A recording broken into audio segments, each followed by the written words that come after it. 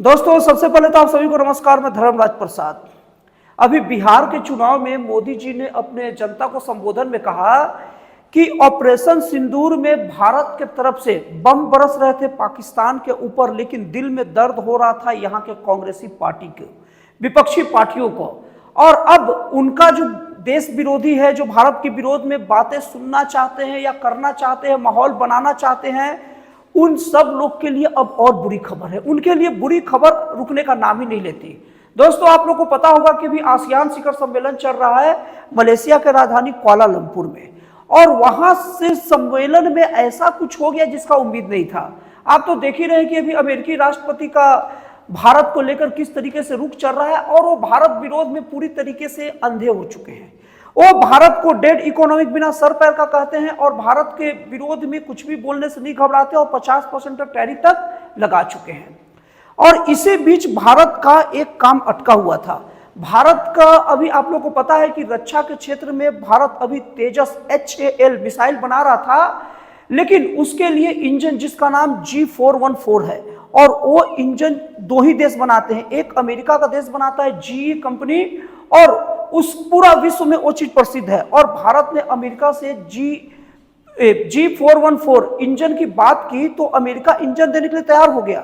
लेकिन भारत अभी एक नया चीज ये करता है ना कि कभी भी किसी भी देश से जब कोई टेक्नोलॉजी या कोई सामान खरीदता है ना, तो सामान खरीदते वक्त वो जो मशीन खरीदा है उसका टेक्नोलॉजी ट्रांसफर की बात करता है। दोस्तों ये कोई छोटा चीज नहीं है, और इस टाइप का डील विश्व का समूचा भारत या इक्का दुक्का ही इस टाइप का डील करते हैं। रीजन क्या होता है कि मान लीजिए कोई देश मिसाइल भेज दिया और लड़ाई शुरू हो गया, लेकिन मिसाइल के समय अगर उसमें कोई तकनीकी खराबी आ गई, या अगर ठीक से हमें यहाँ के इंजीनियरों को जानकारी न हो और एक नट बोल्ट ही अंदर का ढीला हो गया, तो उसके चक्कर में पूरा का पूरा मिसाइल एक कबाड़ की तरह हो जाएगा।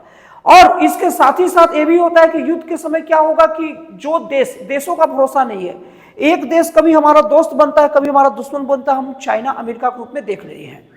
तो कब मान लीजिए कभी युद्ध के समय में अगर वो देश का हमसे अच्छा ना बनता हो, या कोई दूसरा देश दबाव डाल के या लालच देकर उसको अपने फेवर में मिला ले, तो उस वक्त स्थिति ठीक नहीं होगी। इसलिए भारत जब भी अब कोई मिसाइल या कोई भी युद्ध से संबंधित या मिलिट्री हार्डवेयर, आसान भाषा में बोला जाए, खरीदता है, तो सीधे कहता है कि भैया तुम अपना टेक्नोलॉजी भी ट्रांसफर करो। तो अमेरिका की जो GE कंपनी थी वो इंजन तो दे रही थी तेजस HAL के लिए, लेकिन अपना जो टेक्नोलॉजी ट्रांसफर नहीं कर रही थी। तो इसको लेकर भारत और अमेरिका का इस टाइप का डील रुक गया था। और अमेरिका को इस बात का गुमान भी था कि अगर हम नहीं बेचेंगे ना, तो आज नहीं तो कल खरीदेगा बड़ा आया टेक्नोलॉजी मानने वाला।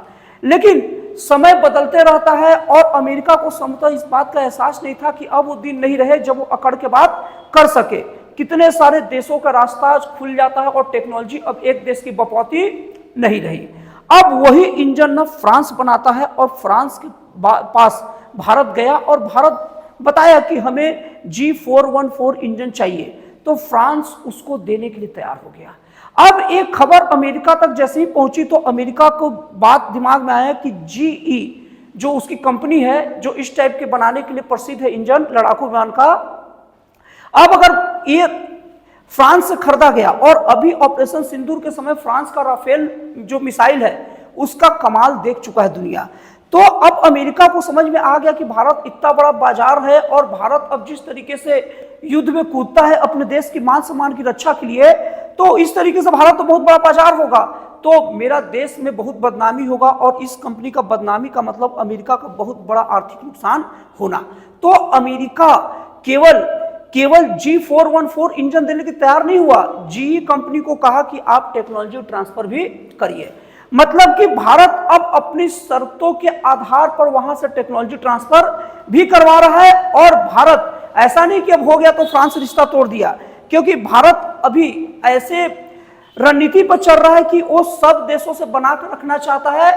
फ्रांस से भी खरीदेगा और अमेरिका से भी खरीदेगा, ताकि कल के समय अगर किसी एक देश से विवाद हो तो वो देश इस बात पर अकड़ ना सके कि अगर मैं उसको रोक दूंगा ना, या अकड़ के बोलते हैं ना दोस्त देश कि हम अगर रोक देंगे सामान ना तो फड़फड़ा जाएगा, तो ये डायलॉग कोई ना मार सके। तो ये भारत की बहुत बड़ी रणनीतिक जीत है। और समूचा भारत के अलावा इक्का दुक्का देश ही ऐसे होंगे ना जिसको अमेरिका टेक्नोलॉजी ट्रांसफर किया होगा। अब ऐसा है कि जब भी लड़ाई हो तो हमारे इंजीनियर केवल लड़ना नहीं जान देंगे, अगर विमान में कोई खराबी हो या उसको कोई मॉडिफिकेशन करना हो तो खुद से कर भी सकते हैं। और दोस्तों बात यहीं तक नहीं है, अभी तो ऐसी ऐसी बात हुई ना जिसको सुनकर आप खुद अचंभा हो जाएंगे, और वो हर व्यक्ति अचंभा होगा जो जियो पॉलिटिक्स को समझता और जानता है।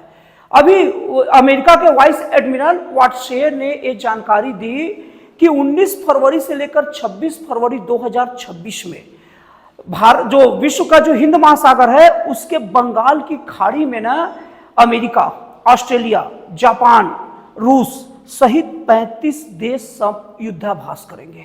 और जो बंगाल की खाड़ी है वो भारत से लगा हुआ है, और केवल इस आधार पर अगर आप सोच रहे हैं ना कि मैं बोल रहा हूं कि ये भारत के लिए अच्छा चीज क्योंकि भारत से लगा है, आगे और सुन लीजिए। इसका नाम उन्होंने मिलन दिया, और मिलन शुद्ध भारतीय शब्द है। भारत के अलावा कोई भी ऐसा देश नहीं है। मिलन का मतलब इन सब महाशक्तियों का मिलना, और निश्चित तौर पर इसमें भारत की प्रमुख भूमिका रहेगी। और तो और आपको एक चीज और बता दूं, अभी ब्रिटेन की जो नेवी है वो भारत की नेवी से रिक्वेस्ट कर चुका है कि आप हमें ट्रेनिंग दीजिए। और आपको बता दूं कि भारत की नेवी इतनी उन्नत क्वालिटी की है ना कि वो कई कई देशों को ट्रेनिंग देती है। और सुन लीजिए, भारत की नेवी का एक दमखम है ना कि ऑपरेशन सिंदूर में तो भी नेवी ने अपना कमाल ही नहीं दिखाया था। जब नेवी की स्थिति वैसी तगड़ी नहीं थी, एकदम समान, तो 1971 के युद्ध में जो विक्रांत था वो पाकिस्तान को जीत में बड़ी भूमिका निभाई थी। और अभी भारतीय नेवी के डर से पाकिस्तान कराची पोर्ट के अपने सभी बड़े बड़े जहाजों को छिपाना शुरू कर दिया था। तो ये भारत की नेवी की शक्ति है, और यही ट्रेनिंग देगा। यकीन मानिए पूरे 35 देशों को ट्रेनिंग में बहुत बड़ी भूमिका भारत की ही रहेगी। इसीलिए भारत के पास बंगाल की खाड़ी में किया जा रहा है। अब इसका एक और महत्व सुन लीजिए, जो आसियान का मतलब क्या है। आसियान ऐसा देश का ग्रुप है ना जो चाइना का विस्तारवादी नीति को रोकना चाह रहा है। तो भारत अभी आसियान के साथ भी इसलिए है ना क्योंकि भारत चीन को यह मैसेज भी दे रहा है, देख भाई अगर कायदे में रहेगा तो फायदे में रहेगा। कारण क्या है कि अगर चीन ऐसा समझता है कि भारत अब पुराना चीज भूल के मेरे से डील कर रहा है और वो मेरा दोस्त बन रहा, फिर उसके पीठ पे खंजर भोंकूंगा ना, तो ये अब चाइनी की जो करतूत है और हथगंडे अब नहीं चलेंगे। भारत चाइना के साथ दोस्ती का हाथ बढ़ाकर हमेशा पीठ में खंजर मारा है। पहले दोस्त बनता है, गले मिलता है, जैसे ही गले मिलकर भारत आगे बढ़ता है पीछे से खंजर दाग देता है। और भारत ये सब चीजों को 1961-62 ये सब जो युद्ध है उस वक्त से ही सीख चुका है, और इसलिए भारत चाइना के साथ डीलिंग कर रहा है, दोस्ती नहीं कर रहा है। और ये आसियान शिखर सम्मेलन से भारत चाइना को मैसेज भी दे रहा है कि जहां उड़त 19-20 किया, ज्यादा उड़ना या ज्यादा धोखेबाजी की कोशिश की ना, तो इस बार तुम्हें फिर छेक के मारेंगे, छोड़ेंगे नहीं। इसलिए एकदम कायदे में रहो और फायदे में रहो, खाओ पियो, कमाओ खाओ, धंधा करो। तो ये भारत चाइना को स्पष्ट मैसेज दे रहा है। अब मैं आपको ऐसी चीज बता रहा हूं ना जिसको सुनकर अगर आप विश्व की राजनीतिक जियो पॉलिटिक्स को थोड़ा सा भी समझते होंगे ना तो आप चौंकेंगे। अभी भारत के साथ अमेरिका जो डील कर रहा है ना वो मिलिट्री हार्डवेयर की भी डीलिंग कर रही है। मतलब अमेरिका जनरली बाकी देशों से डीलिंग करता है, हार्डवेयर का डीलिंग नहीं करता। और यही नहीं, वो भारत से हथियार भी खरीदेगा। पहली बार ऐसा हुआ अमेरिका का। क्यों?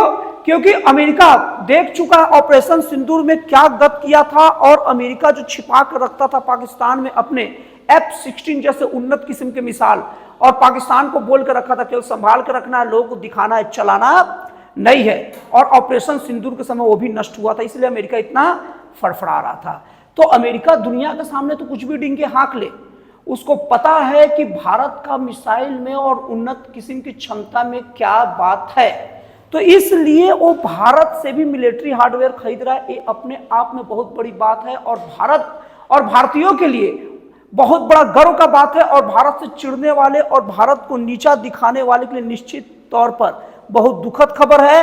हो सकता है तो उन्हें चुल्लू भर पानी में डूब मरना चाहिए, और चुल्लू भर पानी न मिले तो अपने हाथ में चुल्लू बनाइए, पानी लीजिए, उसे मुंह घुसा के मर जाए। तो ये पोजीशन है। अब इसके बाद में ये और ज्यादा तब हो जाता है जब भारत और अमेरिका का रिश्ते भी बिल्कुल ठीक नहीं चल रहे हैं, और एक खराब रिश्तों के बावजूद भी जब अमेरिका ऐसा डील किया, इस टाइप का दोस्ती का हाथ बढ़ाया, दोस्ती का हाथ बोलना गलत रहेगा, डीलिंग का हाथ बढ़ाया भारत के साथ, तो निश्चित तौर पर भारत में भी कुछ है। और भारत भी अमेरिका दबाव में झुका नहीं, उसने बोला तेल मत खरीदो, तेल खरीदा। उसके बाद उसने बोला कि 50% टैरिफ का असर हुआ, तो भारत बोला तू अपना देख, मेरे को कोई फर्क नहीं पड़ा। भारत ये विपत्ति के समय को अवसर में कन्वर्ट किया। भारत गल्फ कंट्री और अदर कंट्रियों में अपने लिए ग्राहक ढूंढना शुरू किया और बहुत सारे कंज्यूमर ढूंढ भी लिया, और ऐसे देशों की तलाश में सतत रहता है जो उसको सस्ते रेट में तेल दे। और इससे गल्फ कंट्री जो उड़ता है, जैसे भी सऊदी अरब देश उड़ने की कोशिश किया भारत के खिलाफ पाकिस्तान के साथ डील करके कि तेरा दुश्मन मेरा दुश्मन, जो तेरे पर हमला करेगा मैं देख लूंगा, मेरे पर हमला करेगा तू देख लेना। और अब अफगानिस्तान पेल रहा है पाकिस्तान को, तो अभी उसका सुगबुगाहट भी नहीं है। अब सोचकर हंसी आता है कि जब भारत ऑपरेशन सिंदूर के समय जब पाकिस्तान को जब ठोकेगा तब क्या करेगा वो तो अभी अफगानिस्तान भी फुस हो गया है। तो ये सब बहुत सारी चीजें हैं जो सऊदी अरब जैसे देशों को भी बताने के लिए जरूरी है कि तुम्हारे पर तेल पर निर्भर नहीं है, हमारे पास बहुत सारे साधन है। और सऊदी अरब को इसका दुख भी हुआ, और संभवतः पाकिस्तान के मामले में वो अफगानिस्तान के विरोध जा सकता था लेकिन नहीं गया। हाँ, सऊदी अरब इतना बस कह दिया कि अफगानिस्तान से थोड़ा बोल दिया कि देखो यार अपना ही बच्चा है, थोड़ा ठीक से मारो, बेचारे को मर जाएगा मर जाएगा। अफगानिस्तान बोला यस बॉस, अगर आप कह रहे हैं तो छोड़ दे रहा हूं। हालांकि अभी अफगानिस्तान अपने विकास की ओर ध्यान दे रहा है और वो फर्श से अर्श की ओर उड़ने की तैयारी भी कर रहा है। और जो भारत के साथ रहता है ना वही काम करता है, फर्श से अर्श की ओर जाता है, लड़ाई कम काम ज्यादा, और जो ज्यादा लड़ाई की बात करता है एक ही बार में मामला निपटा देता है। ऑपरेशन सिंदूर के समय पूरा दुनिया देख लिया है। तो इस तरीके से देखा जाए ना तो ये जो डील है और ये जो घटनाक्रम में भी घट रहा है, निश्चित तौर पर भारत के इतिहास सहित पूरे विश्व के इतिहास में बहुत सुनहरे अक्षरों में दर्ज हो जाएगा। और अमेरिका का एक गर्मी और एक सोच भी खत्म हो गया है कि अब मैं मनमाने तरीके से देशों से डीलिंग कर सकता हूं, और भारत के मामले में तो बिल्कुल अच्छी तरीके से समझ में आ गया है। तो दोस्तों, आपको एनालिसिस कैसा लगा, आपको विश्लेषण कैसा लगा, प्लीज कमेंट ऑन वीडियो।